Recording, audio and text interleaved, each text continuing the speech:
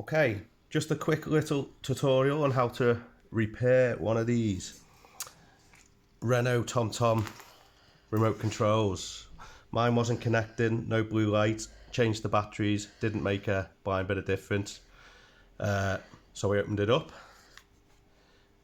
a little clip that way, changed the batteries, nothing happened. You can clip out the front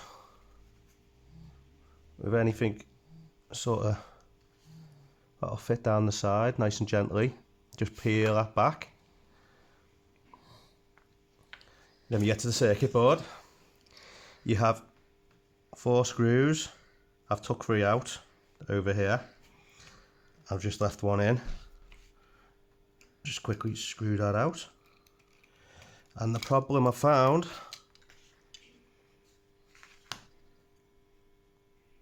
at the bottom there is corrosion on the terminals where the batteries meet. Clean that up and it should come back to life. Job done, very easy, about 10 minutes work.